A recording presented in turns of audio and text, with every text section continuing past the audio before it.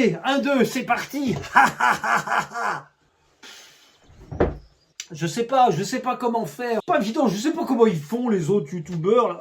Oh, j'ai craché, j'ai bavé sur ma table. Je sais pas comment ils font les autres youtubeurs là pour être.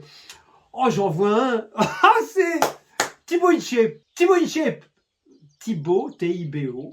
InShape. C'est un mec qui fait des vidéos de musculation. Parce que je fais de la musculation. Regardez, je vais vous montrer. J'ai acheté des haltères. Ah, hey, ouah, j'ai acheté des haltères et je fais de la musculation tous les matins pendant un quart d'heure. Oh,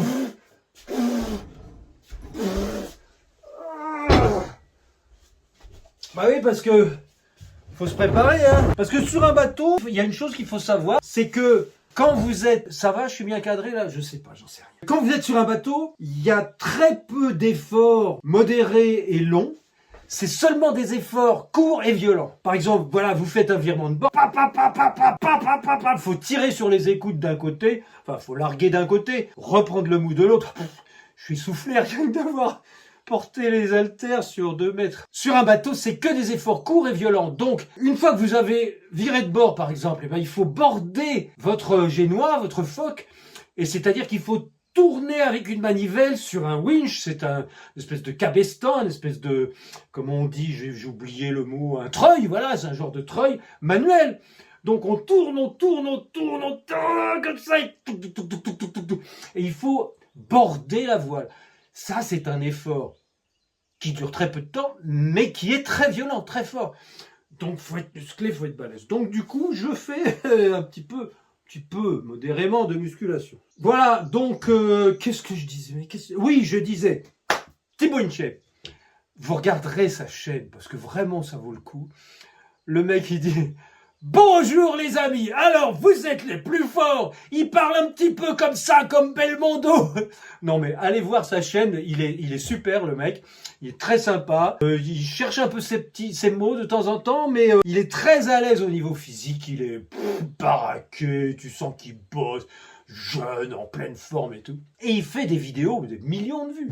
Alors du coup, j'ai téléchargé quelques-unes de ses vidéos sur mon téléphone, comme ça je vais pouvoir faire de la muscu n'importe où avec ses vidéos. Puis après, une fois que tu sais les mouvements que tu fais, que tu fais des pompes, tu fais une pompe sur un bras, une pompe sur l'autre bras, enfin il y a plein de trucs.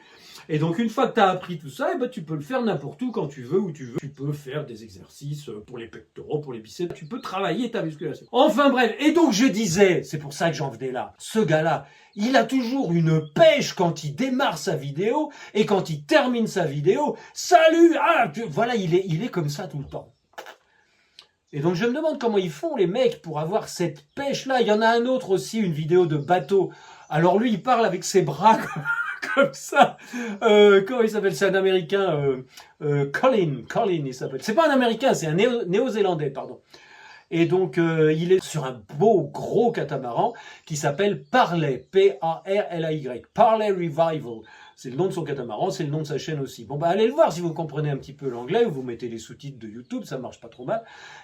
Et là, vous verrez, le mec, ils sont sur un bateau, ils sont une dizaine, il a des équipiers, des copains, toujours la pêche, toujours la forme. Bon. Alors, est-ce que c'est ça, le secret pour avoir une certaine audience sur YouTube? Je sais pas. Est-ce qu'il y a des mecs... parce que bon... Est-ce qu'il y a des mecs tristes, déprimés sur YouTube qui font des millions de vues? Vous voyez, je sais pas, l'équivalent humain de Droopy. Vous vous souvenez, Droopy, le petit chien un peu blanc là qui est toujours triste un peu, qui est fatigué, tu vois. Je sais plus, il a une petite, un petit leitmotiv qui dit, je sais pas, mettez-le dans les commentaires, je me souviens plus. Droopy. Et dessin animé, puis qui était parti d'une bande dessinée. Et donc, Droopy, est-ce qu'il ferait des millions de vues sur YouTube s'il faisait des vidéos? Voilà, je suis fatigué aujourd'hui. Oh oui, j'ai pas la pêche. Faut que j'aille jardiner, mais il fait froid, il pleut. Voilà. Est-ce que ça marcherait? J'ai des doutes. J'ai des doutes, franchement. Donc pourquoi je vous disais ça? Parce que moi, j'ai pas forcément la pêche tous les jours, mais je vous donne l'impression d'avoir la pêche. Et j'en arrive à ce que j'avais pas prévu de dire du tout, mais qui va être finalement l'objet de cette vidéo, c'est comment avoir la pêche, comment être en pleine forme tout le temps, comment avoir le sourire, comment avoir envie de rigoler, comment avoir envie de bosser, comment avoir envie de créer. Vous avez la réponse, vous? Bah oui.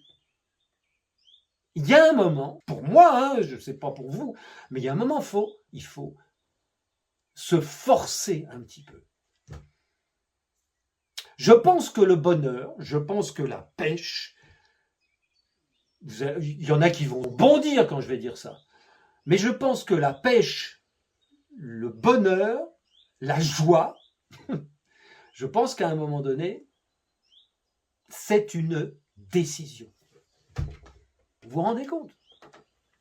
Décider d'être heureux. Il y a un livre qui est paru il y a pas mal d'années, que j'avais lu, qui parlait de ça. Si vous le retrouvez, allez-y. Dites-moi dans les commentaires si vous avez retrouvé ce livre-là, qui s'appelait, je crois bien, Décider, EZ, à l'impératif. Décidez, faites-le, d'être heureux.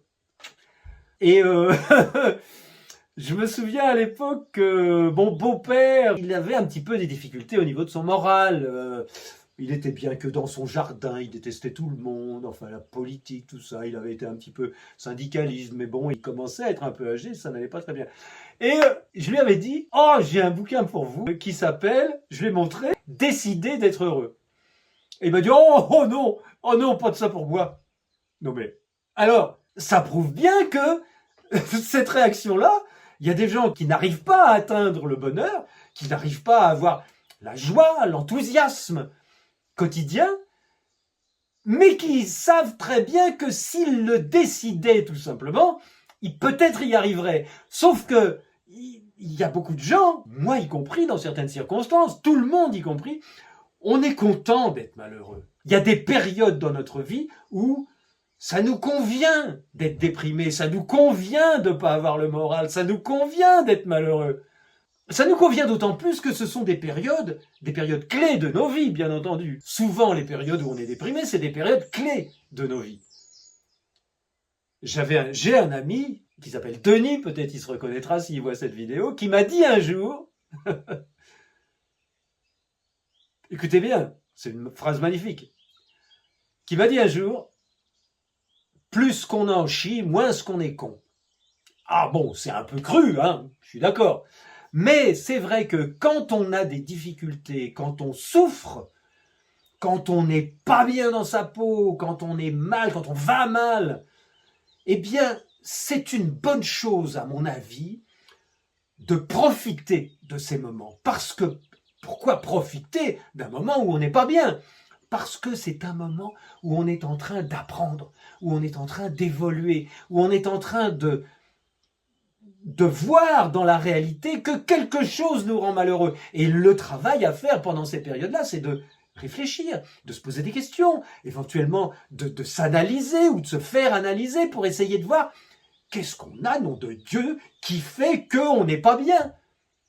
Ou qu'on n'est pas bien depuis le début de ses jours, depuis sa naissance, depuis le début de sa vie, ou qu'on n'est pas bien pendant une période donnée de sa vie.